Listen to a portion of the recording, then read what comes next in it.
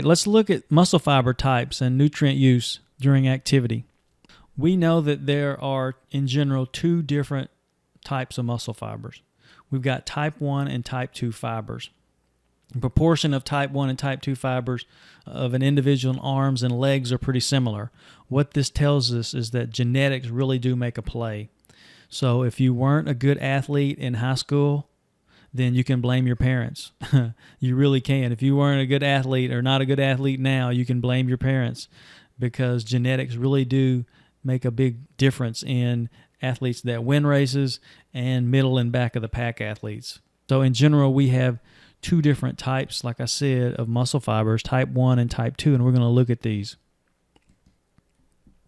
When we look at type 1 fibers, these are also called oxidative fibers or slow twitch muscle fibers. These slow twitch muscle fibers have a lot of different characteristics, and I want to point out before I do, while I'm thinking about it, this image here is of someone having a muscle biopsy done, because this is one of the ways that you can tell fiber type is to actually test it, where you take a plug out of your muscle, and here they're doing the vastus lateralis. There's a number of different techniques you can use to determine fiber type. Oftentimes they'll stain it. The different fiber types stain differently.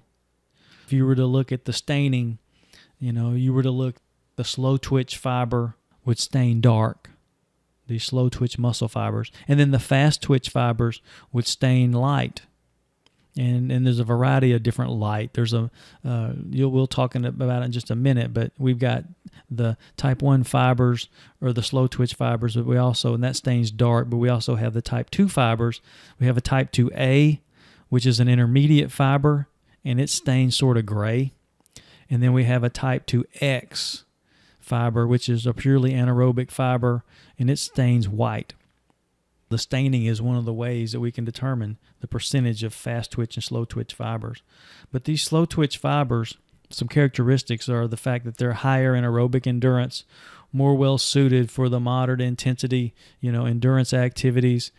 And because they're slow twitch, they're going to not only be able to use carbohydrate for fuel, but also fat, and that's going to be extremely important. When you look at slow versus fast twitch muscle fibers, the slow twitch fibers have a slower contractile speed.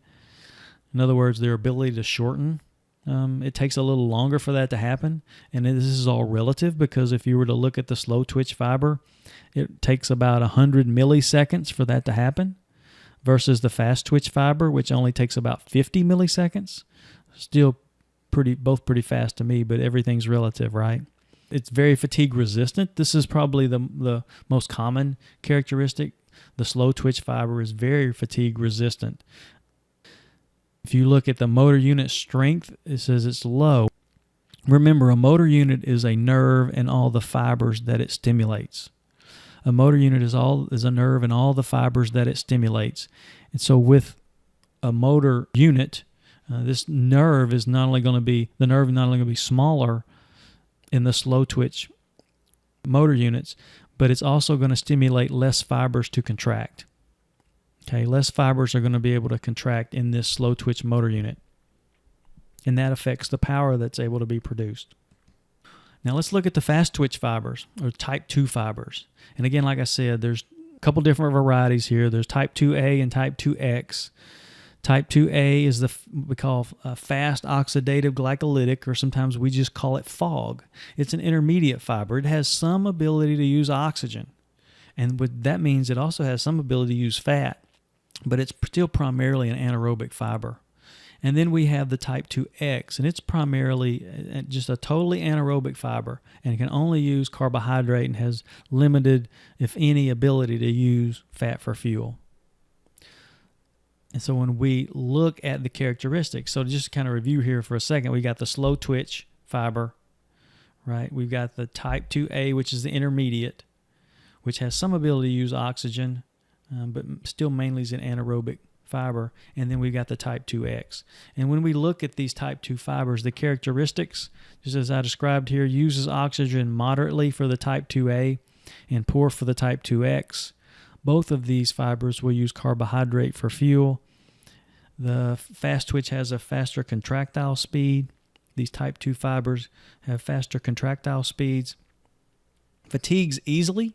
That's the thing about the fast twitch fibers. They can generate a lot of force and a lot of power, but they fatigue rather easily compared to the slow twitch. And then the motor unit strength is high, which means the nerve that stimulates these fibers, number one, it's larger in these fast twitch fibers, but then you're also stimulating more muscle fibers to contract. So those are some of the characteristics of fast twitch versus slow twitch muscle fibers. The percentage of each fiber type is variable in muscles and individuals, and like we said, genetics really does make a play.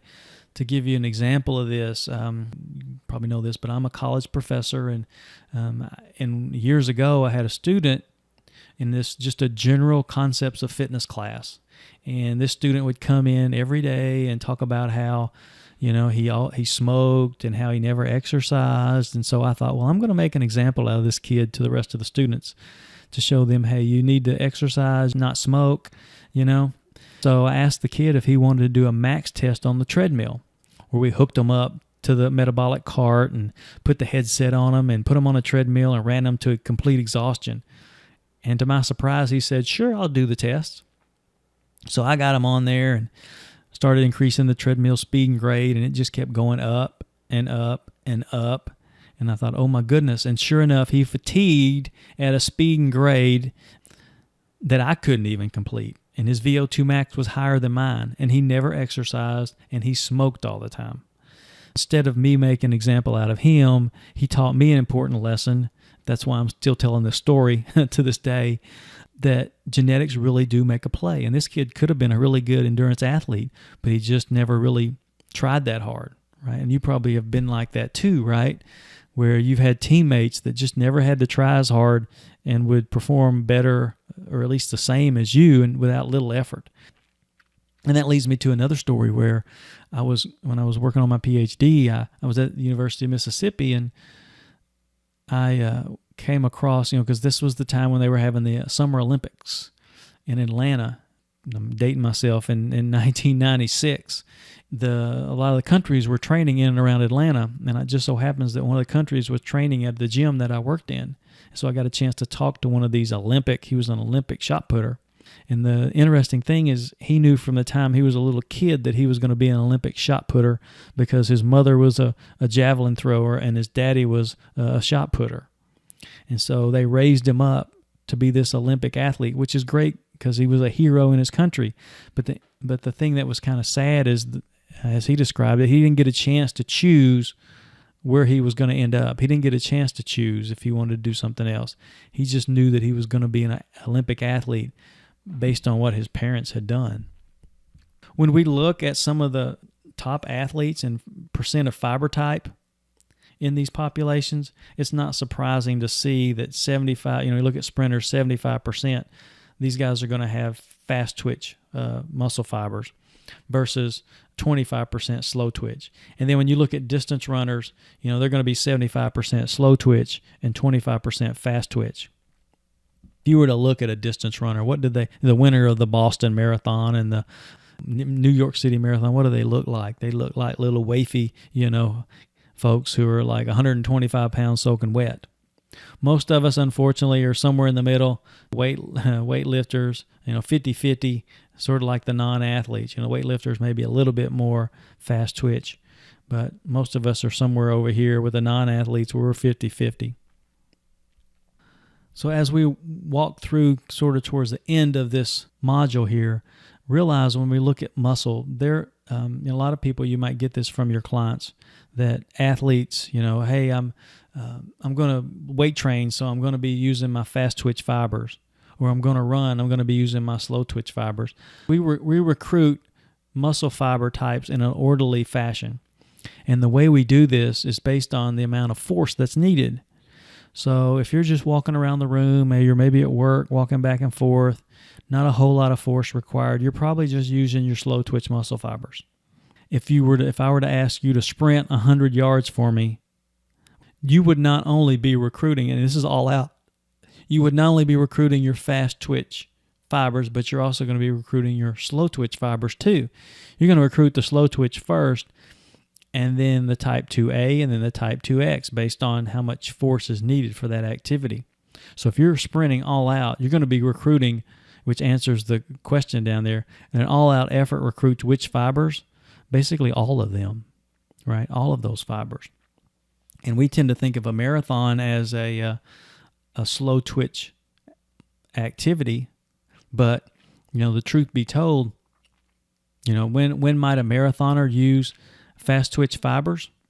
One, I get this a lot. One is at the end of an event where you're trying to sprint to the finish. Yeah, okay, maybe. But I would even go and say that because the marathon is going to take you 3 to 4 to 5 hours, the type 1 fibers are fatigue resistant to some extent, right?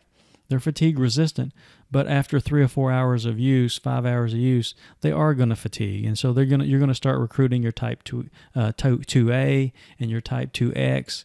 I've done some of these crazy events where I've done like 50 milers. We just did our first 50 miler, and I can tell you, by the time I got to the finish line, even with Ironman, I was trying to recruit any fiber I could get a hold of. Slow twitch, fast twitch, it didn't matter. And also to kind of go back, I want to go back for a second here. When we look at the different fiber types between athletes, we know it's genetic. Sometimes what I like to do is I want to, as we start to wrap up here, just to describe this as far as food, because how many of you guys like chicken? How many of you guys have ever seen chickens in the barnyard? I know I have. I'm, sort of a country guy here. A chicken in the barnyard just walking around, plucking the ground. What kind of meat is in the leg of a chicken? It's dark meat, right? Just as we described a little bit ago, that's slow twitch muscle fibers. We said they were staying dark. That's dark meat, slow twitch muscle fibers. And then can a chicken fly? It tries, and it works really hard at it, but it really doesn't go. If it gets off the ground a little bit for a second or two, then that's probably about it. But when you look at the breast, when you look at the wing, what color meat is that? That's white meat. That's fast twitch muscle fibers. Just opposite to that, for some of you guys and gals who are duck hunters, and you look at a duck and some of you who like duck have eaten the breast. What color is the breast of a duck? It's dark meat. It's slow twitch muscle fiber. It's a migratory bird. So it really does vary based on the genetics and what's needed for that activity. With that, I want to wrap up this Module 2 on metabolism. Hopefully you got a lot out of it. Look forward to seeing you in Module 3.